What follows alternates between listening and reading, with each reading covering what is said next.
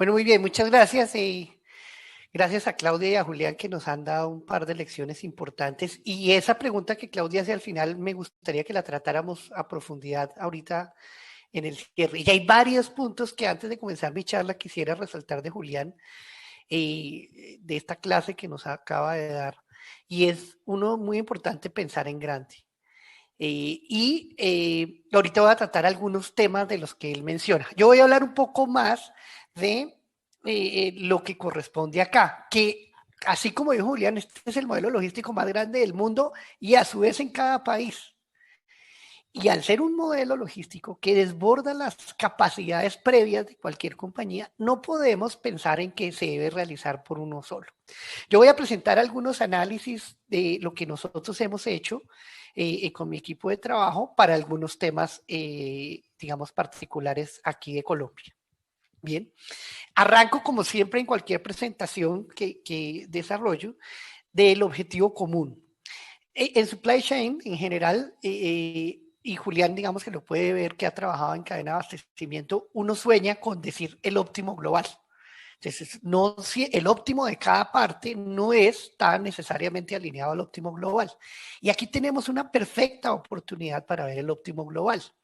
Desafortunadamente no podemos ver el óptimo global del mundo como debería ser y ya vimos algunas razones de esta inequidad, pero si nosotros al menos lo pensamos como nación, el objetivo más importante de la nación en este momento para cualquiera es una vacunación eficiente para lograr un plan nacional de vacunación efectivo. Es el más importante, no importa si le va bien a un alcalde, si le va bien a una EPS, le importa que le vaya bien al país. Esta extraña competencia no se gana arrancando primero, sino terminando primero. Entonces, y eso tal vez no se ha entendido acá. Aquí todavía estamos viendo mucha división, no hemos logrado orientarnos y encontrar un propósito común. Y esto es lo único que importa. No hay nada más importante en el país que esta vacunación. Si nosotros logramos una vacunación efectiva, vacunando la mayor cantidad de gente en el menor tiempo posible, minimizando el desperdicio, vamos a tener un cierre de año mucho mejor de lo que se está viendo hasta ahora. Bien. Entonces, para simplificar, digámoslo así, yo divido en tres grandes etapas lo que fue el desarrollo de la vacuna, que nos sorprendió al mundo. Estoy seguro que nadie de los analistas hace 8 meses consideraba que en el 2021 se estuvieran pensando en producir 8.000 millones de vacunas como se especula que se pudieran producir en este momento. Nadie en julio se imaginaba en eso. El desarrollo de las vacunas nos sorprendió, no solo en el volumen y en la magnitud que estamos viendo, sino en el tiempo. Cualquier vacuna se desarrollaba en años, 5 años, y lo redujimos a meses. Ahora, nosotros en la vacunación tenemos que estar acorde a ese reto. O sea, no podemos ser que nos vayamos a quedar cortos en vacunación y ya lo estamos viendo. El segundo paso que sigue es justamente la vacunación, que es aplicar la vacuna y es lo que yo voy a tratar aquí fundamentalmente. Eh, y el tercer paso es la farmacovigilancia, que pues digamos nuevamente la ciencia médica tiene un gran rol porque aquí se pueden observar cosas, son los ensayos clínicos que seguimos dándose, es decir, aquí en el mundo se ha hecho una aprobación de emergencia que implica que hay muchas cosas que no se podían saber antes. Por ejemplo, de Pfizer, que tenía una vacuna con ultracongelación y que ya en Estados Unidos aprobaron que no sea en ultracongelación, que sea en congelación normal. Los ensayos que está haciendo AstraZeneca con Sputnik para combinar dosis, que sucede hoy en día en el mundo, en otros tipos de vacunas ya aprobadas y estudiadas, pero que no suceden hoy porque estas vacunas se aprobaron de emergencia. Pero bien, hoy me voy a referir un poco más a este tema porque, digámoslo así, es el que más me da. Entonces vamos a mirar algunas de las decisiones que tienen que ver específicamente con vacunación. La compra, la logística arranca en la compra. Esto no lo sabemos, digámoslo así, mal allá, y esto no se toma como una crítica ni al gobierno ni a nada, es un problema que tenemos que resolver entre todos, por eso vuelvo al objetivo aquí, hacer críticas no es porque sea uno de izquierda, derecha, de centro, puntero, defensa, no, es porque este es el objetivo más grande y como dijo Julián, tenemos que reunir los mejores esfuerzos de cada uno y de todas las áreas para sacar este proceso a flote. En la compra tenemos que mirar, digamos, condiciones de compra, no solo lo que se va a comprar, sino cómo va a ser el suministro. Ya vimos esta semana cómo cambia el suministro la disposición de vacunas. La configuración de red de centros de acopio. Aquí dijimos, oiga, se van a utilizar, digamos, las redes de centros de acopio que se ha venido utilizando naturalmente y hoy voy a hacer un ejercicio de alrededor de este tema. La configuración de los centros de vacunación son decisiones de carácter, digamos, logístico. ¿Cuántos centros de vacunación? ¿Cómo combinar las campañas de microconcentración con las campañas, digamos, de vacunación masiva, con las campañas de vacunación hospitalaria, por ejemplo? El inventario, ¿dónde se va a tener que hacer, asignar el inventario? ¿Dónde va a ser el inventario de seguridad? Esos son problemas para los cuales hay modelos de logística previamente diseñados. La asignación de dosis es un tema clave. Ya vimos cómo en el envío de la semana pasada nos demoramos en hacer en esa asignación. Y hacer un criterio equitativo, como lo dije Julián y como lo estamos viendo todos, no es eficiente. Estuvo bien para iniciar, estuvo bien para mandar un mensaje, vamos a llegar desde el Amazonas hasta La Guajira, pero así no vamos a continuar. Una asignación eficiente no tiene que ser equitativa. Y ese es un paradigma que tenemos que quitarnos. No si me llegan 100 y usted su población, además, ni siquiera es demográfica, porque tiene que ver con la incidencia, como Julián mismo lo mostró. Entonces, ahí tenemos que mirar y para eso hay modelos. Asegurar el suministro. Sabemos que las vacunas de Pfizer necesitan unas jeringas especiales para minimizar la pérdida y que logremos sacar las 6 dosis hasta potencialmente 7. Y esos suministros van a ser importantes. Las tácticas de vacunación, como decía, cómo se van a combinar. Monitorear los indicadores. El esfuerzo que menciona Claudia, que está haciendo Silvana, como el que está haciendo Rafael Hunda, hombre, todavía estamos haciéndolo con reportes de prensa. Así no se puede seguir. Esto lo tenemos que cambiar. Yo los arranques, hay muchas oportunidades con mejora, pero yo me tengo fe en que sí los vamos a cambiar y que este arranque que ha sido un poco complejo se va a poder cambiar. Bien, recordemos que estamos en un ambiente de incertidumbre, de escasez y urgencia.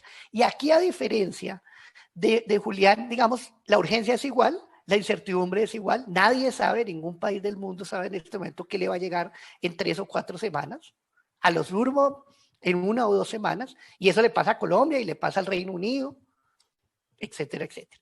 Pero la diferencia grande que nosotros vamos a tener con el ejemplo de Julián, y mire que él lo dijo, oiga, nosotros vemos el problema de escasez en el corto plazo. El problema de escasez nuestra no es de corto plazo. El problema de escasez de Colombia es de todo lo que queda el año por lo que se ve por ahora. Bien, incertidumbre, aquí están las noticias. Esto no es tomado de un reporte de prensa antiguo, esto es 5 de marzo. ¿Sí? O sea, tenemos incertidumbre, por supuesto que la vamos a tener. Y ese nacionalismo que unos hablan que sí o que no, está llevando a que eventualmente nosotros no nos van a llegar las vacunas por más de que haya un plan y unos acuerdos. La realidad, hay que prepararse para administrar la incertidumbre. Hay que prepararse para hacerlo con urgencia. No podemos, como alguien dice, no, es que no utilizamos toda la capacidad para ir despacito. No, no, no.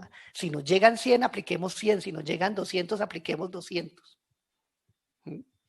Entonces, va a ser muy importante. Nosotros vamos a estar en este contexto.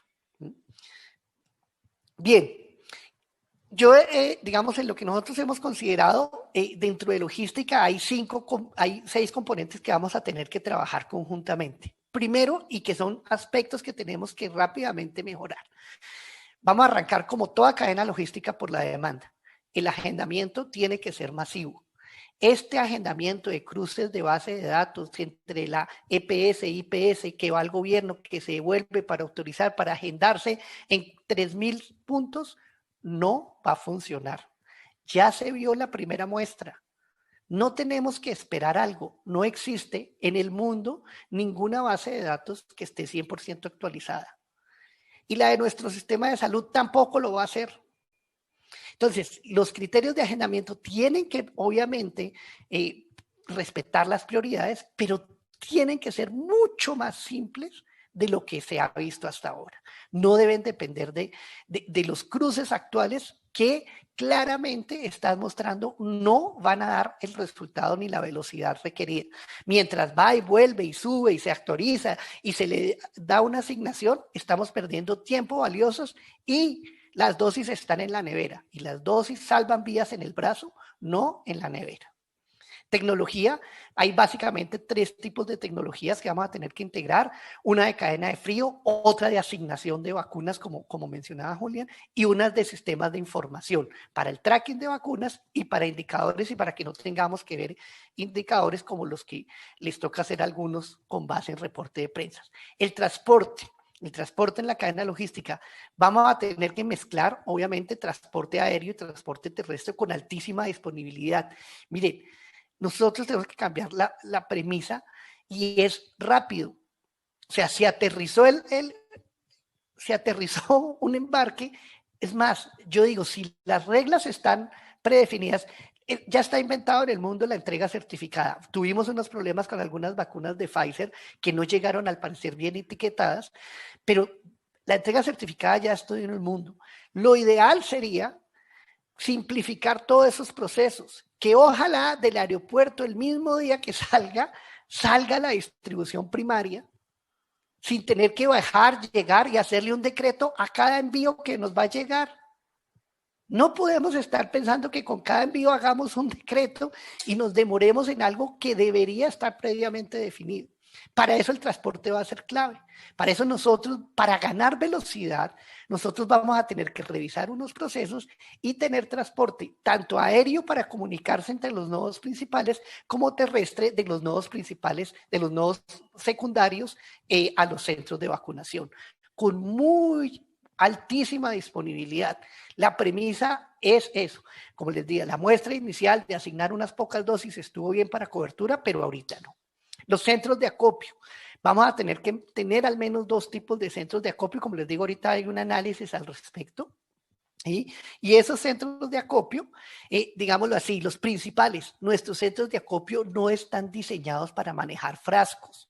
Hasta ahora han podido porque las asignaciones han sido bajitas. Nuestros centros de acopio no tienen la capacidad, ahorita miramos algunas imágenes al respecto.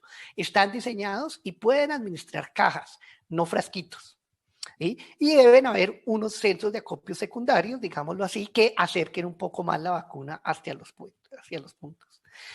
La asignación tiene que ser muy rápida, flexible, digamos, con diferentes escenarios. Celebro mucho lo que se hizo digamos, en Amazonas.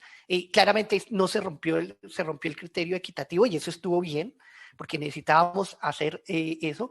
Sin embargo, nos demoramos casi 10 días en aplicar 22.000 dosis en Amazonas. No debió haber sido así. O sea, casi 10 días, 2.200 dosis por día. Dijo, debimos haber aplicado en 3 días. Entonces, la asignación tiene que mejorarse rápida y definitivamente los centros de vacunación. Se tienen que combinar estrategias y como lo dijo Julián, necesitamos centros de vacunación muy productivos, lo que en nuestro grupo de trabajo hemos denominado fábricas de vacunación. Estos son elementos que creemos desde lo que nosotros hemos trabajado se tienen que revisar muy rápidamente. Bien. Y entonces entrando a datos, digamos, particulares de Colombia. Hemos hecho esta pequeña proyección, ¿cierto? Que tiene, digamos, estas 3, digamos, estimaciones que se van a dar.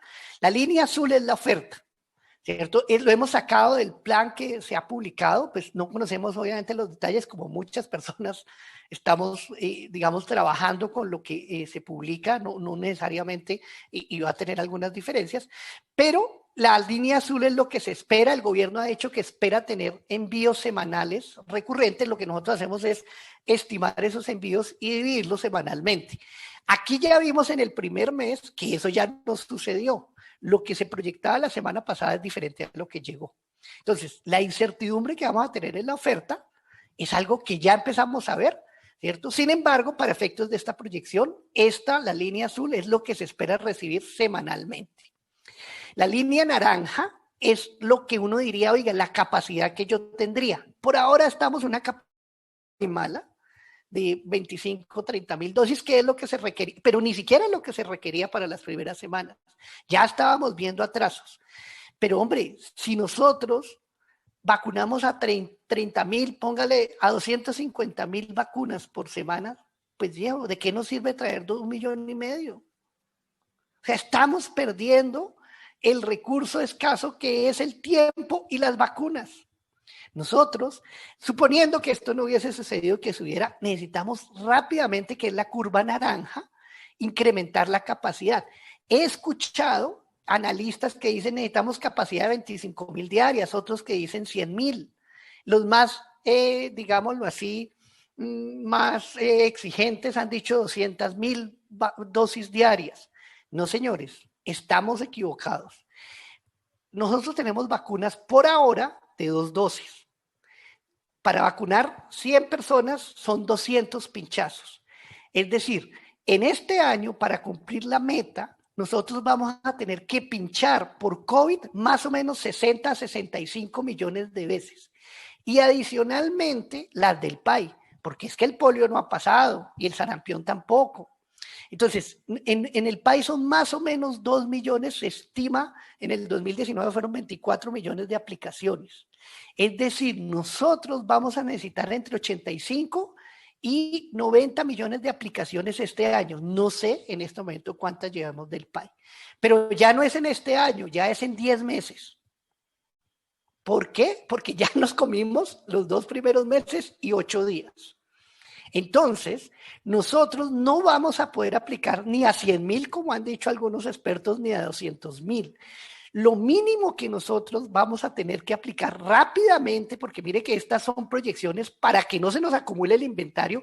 Perdón, la curva amarilla es la curva de inventario entre lo que llega y lo que no se ha vacunado. Esto nuevamente es una proyección. Nosotros, al final de este mes, vamos a tener que estar vacunando 1 millón semanal. O sea que más o menos son 150 mil dosis diarias, valga la redundancia, todos los días. Porque si un día dice 150 mil y al otro dice 100 mil, nada. Al final de este mes. Y rápidamente vamos a tener que escalar a 2 millones sin contar el PAI. Esto no quise hacer proyecciones más allá, esto es solamente para mirarlo de la etapa 1. Nosotros vamos a tener que estar vacunando por lo menos entre 2 y 2,5 millones de personas diariamente, todos los días, si queremos cumplir las metas de vacunación. Semanalmente, perdón, 2 a 2,5 semanalmente. Es decir, no podemos estar pensando en que vacunemos 25 mil diarios, ni 50 mil diarios, ni 200 mil diarios. Rápidamente esta capacidad tiene que sufrir. Y miren un efecto solamente, esto es suponiendo que nos volviera a pasar lo de esta semana. Esto es asumiendo que el plan va a ser bonito y nos van a cumplir semanalmente, lo cual no va a suceder. ¿Por qué? Porque en el mundo hay incertidumbre y hay escasez. Entonces, ¿qué pasaría si no nos entregan en algunas semanas? La curva azul es la de la oferta. Entonces aquí, estos son los mismos valores en promedio, solamente que algunas semanas no nos entregan, como va a poder pasar, como le va a pasar a Australia con las vacunas de AstraZeneca que iban a ser exportadas y no les van a llegar porque Italia las mantiene.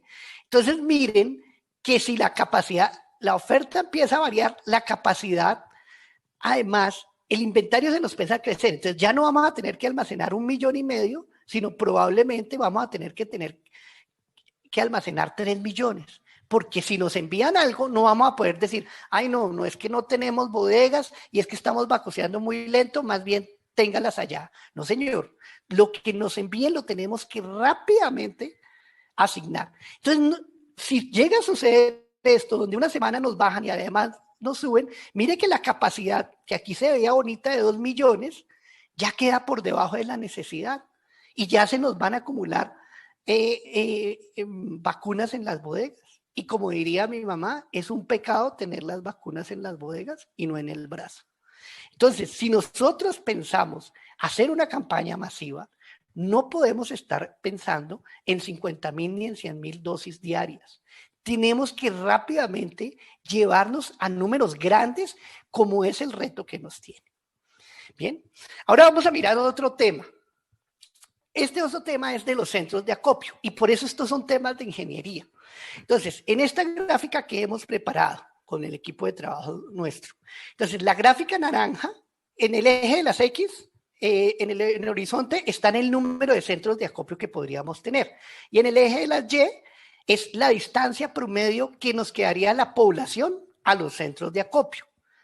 Nosotros cogimos con bases del DANE las poblaciones que son las más importantes de vacunar inicialmente, la población mayor de 65 años. Entonces, ¿qué significa esta gráfica? Que si yo tuviera 2 centros de acopio, nuevamente hipotéticamente, la gente estaría en promedio a 300 kilómetros de distancia. Si tengo 3 centros de acopio, entonces estaría ya mucho menos, a 170, y así va disminuyendo. Entre más centros de acopio, entonces uno dice, claro, estoy más cerca, y es muy bueno, perfectamente bueno.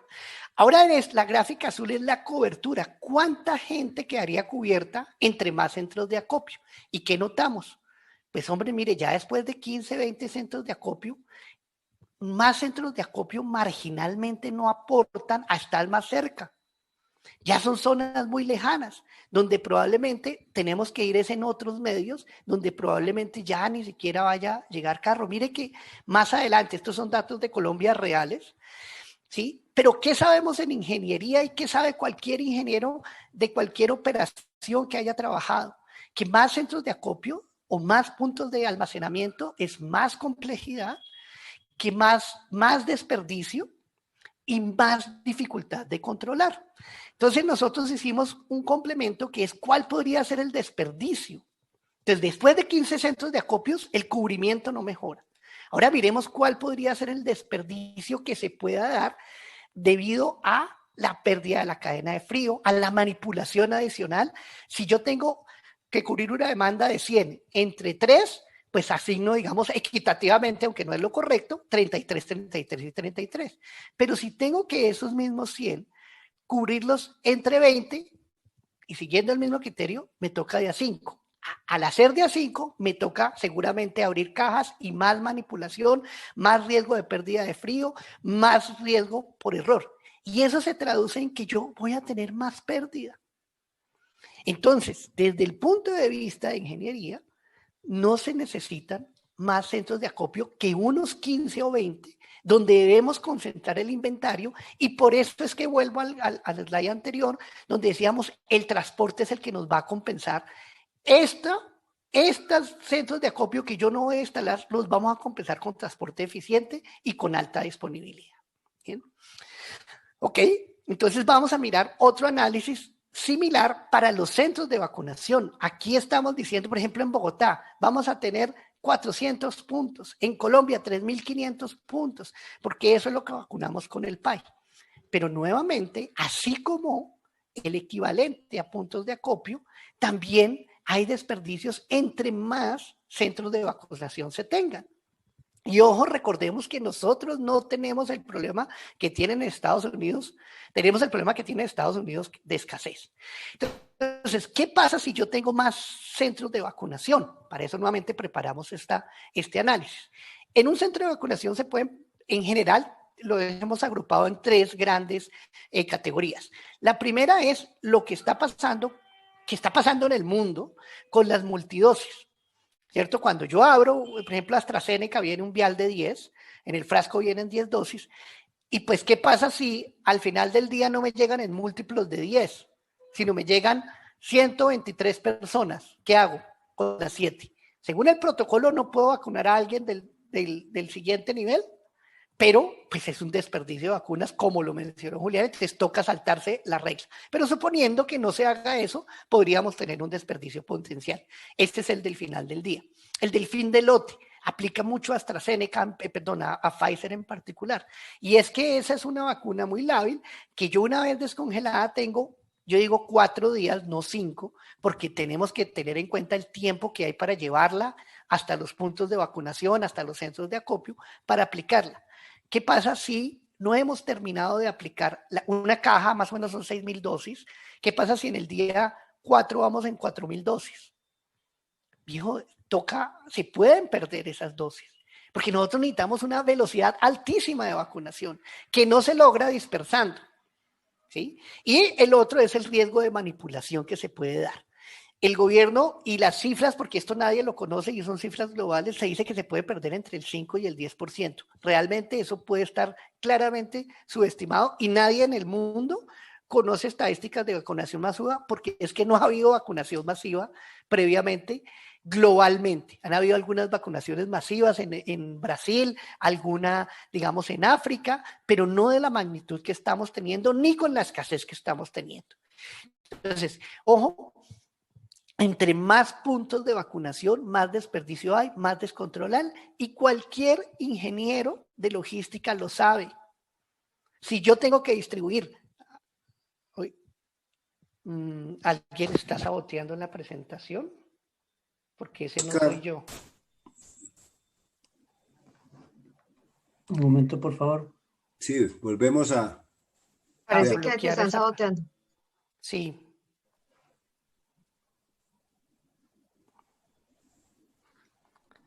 Sí, soporte, por favor.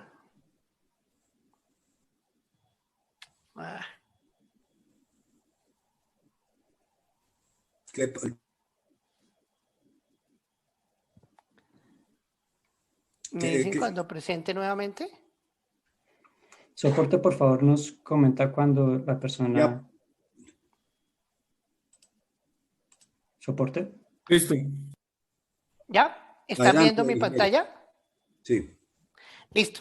Entonces, como les decía, cualquier persona en logística sabe que a mayor número de puntos, más complejidad, más administración, más riesgo de pérdida, y aquí lo estamos estimando, y sería un gran error tener que perder tantas dosis.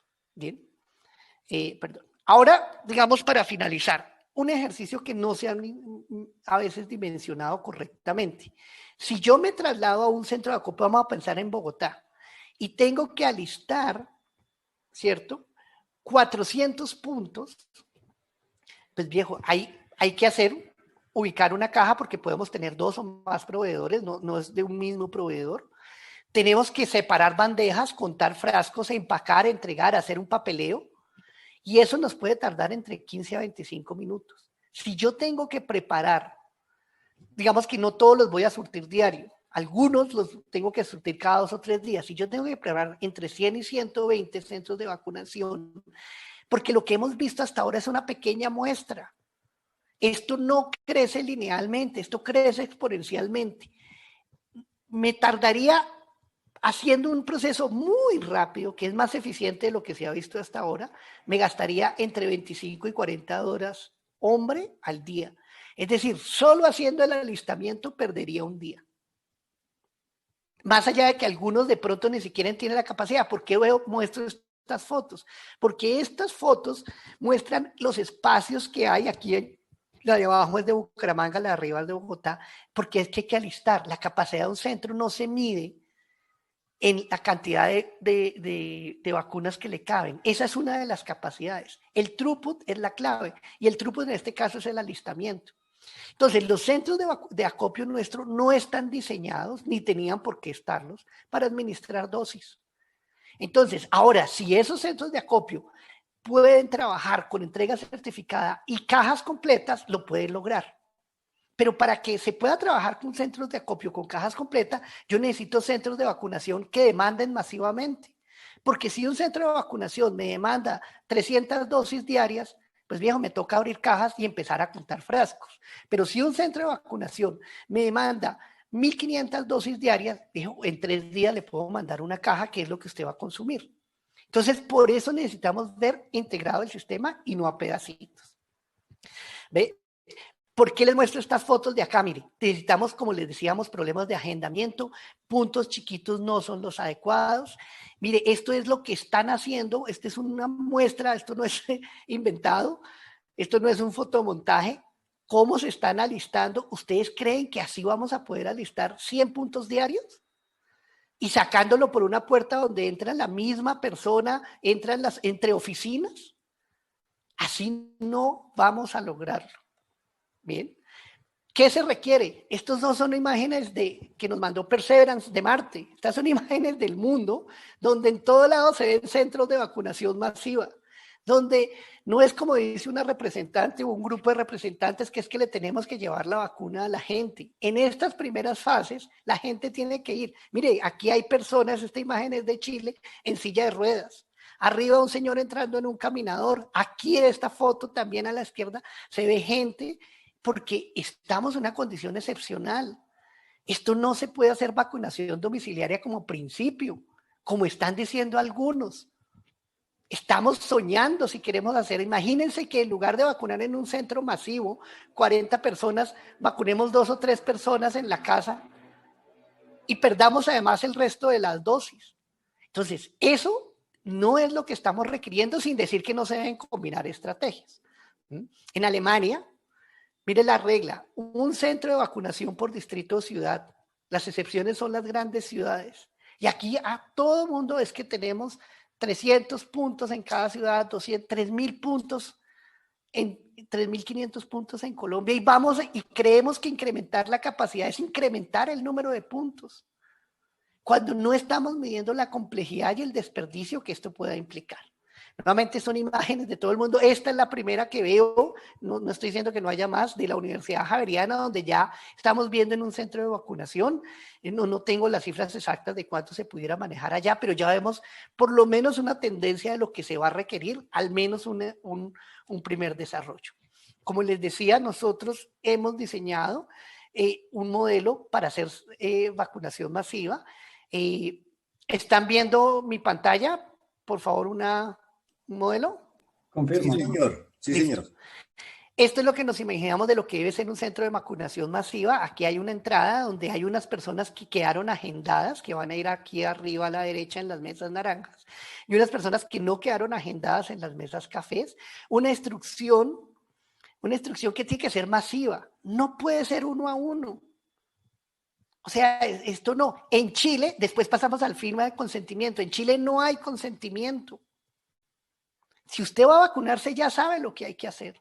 Si se agendó, automáticamente cuando se agendó, dele clic al consentimiento, como cuando uno entra a la página y le da clic sin mirar, le dice abajo una besito, tenemos cookies, clic. Y ni siquiera la mayoría leemos lo que hay ahí. No tendría por qué haber, pero supongamos que por ahora, mientras resolvemos el decreto y no sé qué, hagamos la firma del consentimiento. Y ahorita lo vamos a ver funcionar. Yo creo, esto no va a pasar en Estados Unidos ni en países ricos, que deberíamos implementar pruebas serológicas para priorizar más inteligentemente. Las personas contagiadas pueden esperar. Esa es una realidad. Y ya las pruebas lo permiten hacerlo y por lo menos saber priorizar y que usted va. Que tiene unas implicaciones logísticas, sí. Pero tenemos vacunas para todos. Tenemos ya compradas 25 millones de vacunas de dosis para aplicar este mes. Tenemos, como en el caso de Estados Unidos, el doble de dosis de su población. O como compró Israel o como compró el Reino Unido. No, ni las vamos a tener de aquí a final de año. Entonces tenemos que saber utilizar los recursos más inteligentemente, que no es lo que pasa en otros países. Después viene la vacunación, ahorita lo vemos funcionar, donde tenemos que vacunar productivamente. No podemos vacunar, como alguien decía, están programados, un director para vacunar a 6 personas por hora. ¿Qué es eso? 6 personas por hora en un procedimiento simple y limpio que, como dijo Julián, es sencillo, que no debería tardar más de 1 minuto. Yo me pregunto, vimos un gran desarrollo de la ciencia para reducir el tiempo de desarrollo de vacunas, que es complejo, que es sofisticado, de años a meses. ¿Será que nosotros no podemos rediseñar un proceso para que simple y limpio, para que de 10 minutos baje a 1? ¿O será que tenemos que seguir vacunando a lo que se venía vacunando antes? Y después viene la sala de observación, que puede en los puntos actuales ser una gran restricción, porque los puntos actuales no están pensados para tener esperando mucha gente. ¿Ok? Entonces, aquí voy a empezar a correr la animación de este centro de vacunación. No tiene que ser el único, pueden haber diferentes tipos, no tienen que ser todos de esta, pero es para ilustrar el concepto. Claro, esto tiene datos reales y ya está dimensionado. Como le digo, aquí debería una instrucción que para mí no debería estar, que eso debería estar desde antes, pero dejémosla. No tiene que ser una instrucción 1 a 1. Nuevamente, esto tiene que ser una instrucción masiva, acorde a la necesidad que tenemos. Después hacen la firma del consentimiento, que eso debería ser completamente digital, si es que se llega a implementar y no se relaja como lo están haciendo en Chile, por ejemplo. Después viene la prueba. Las personas que salen antes de vacunar, que llevan ese cartelito azul, son personas que se van felices porque ya tuvieron COVID y fueron probablemente asintomáticas, pero además le ceden el turno a alguien que puede hacer que le salve la vida, porque vacunar a una persona susceptible de primer contagio tiene mucho más efectividad que vacunar a una persona que ya tuvo contagio. Después pasan aquí al punto de vacunación. Cada vacunador tiene 2 puestos. Mire que cuando se para una persona, él, para no perder tiempo, ya viene la otra persona a sentarse, ¿cierto? Ya no va, y él empieza a vacunar de a 2 para no perder tiempo, porque nosotros necesitamos rediseñar los procesos. Aquí, mire que otra cosa, aquí a la hora, más o menos, voy a detenerme, viene una persona, un auxiliar, él no tiene que hacer, el vacunador no tiene que recoger, no tiene que llenar nada. De hecho, él viene a prepararle los viales, porque hay que hacer la dilución y homogenizarla, a prepararle los viales, a recoger los desechos que haya tenido, ¿cierto? En cada punto, porque el vacunador lo único que tiene que hacer es cargar y pinchar. No tiene que hacer nada más. Aquí está acompañándolo, cada equipo es de 2, porque él es el que imprime el carnet. Yo veo felices a todo el mundo con los carnets llenos a mano.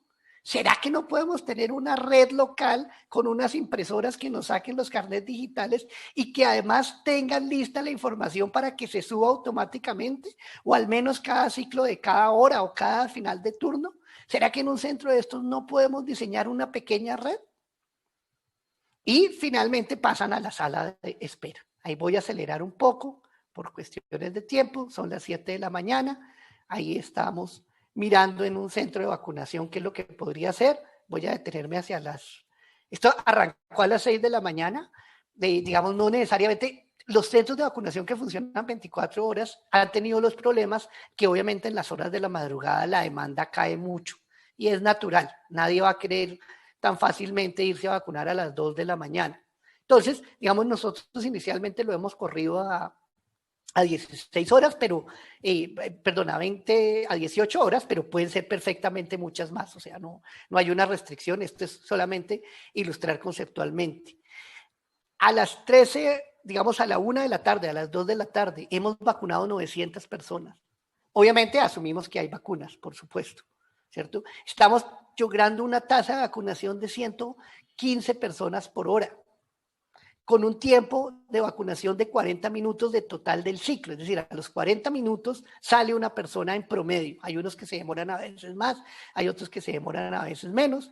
Hay filas, esto es normal en cualquier centro de vacunación. Voy a acelerar para llegar aquí al final.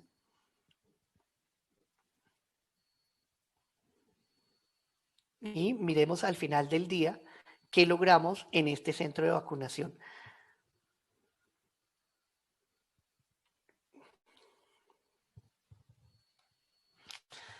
Entonces aquí vemos nuevamente sigue fluyendo a lo largo del día. Obviamente esto puede tener tasas de arribo variables, va a llegar gente sin agendar, tenemos que tenerla lista. Obviamente la gente que está agendada va a tener prioridad, digámoslo así. Entonces al final vacunamos 2,000 personas a una razón de 120 personas por hora y con un promedio de espera de 40 minutos. Podemos dimensionar, para eso están los modelos de simulación. Estos son, digamos, diseños que desde ingeniería debemos debemos desarrollarle, digamos, a otras áreas. Estos son la utilización de los recursos, las salas de espera, cómo van a ser. Hubo momentos donde la fila fue de 50 personas, donde más bien en la sala de observación, momentos donde hubo fila, como sucede en cualquier sistema dinámico. Mire, si al mediodía se juntaron hasta 40 personas porque al mediodía hubo cambios de turno, etcétera, etcétera. Entonces, la estrategia no va a ser solamente centros de vacunación masiva, pero, digámoslo así, es necesario tener centros de vacunación masiva. Estamos en un proceso logístico que es transdisciplinario. Esto no es un tema solamente de epidemiólogos, de médicos. Necesitamos muchas personas integrarse porque es un proceso inédito en el mundo para todos. Este es el hito logístico más importante que hay. Tenemos que todos integrarnos. Es importante que trabajemos en equipo y que finalmente, si no lo logramos, perdemos todos. No solamente pierde alguno. Ok, eso era lo que quería contarles. Muchísimas gracias.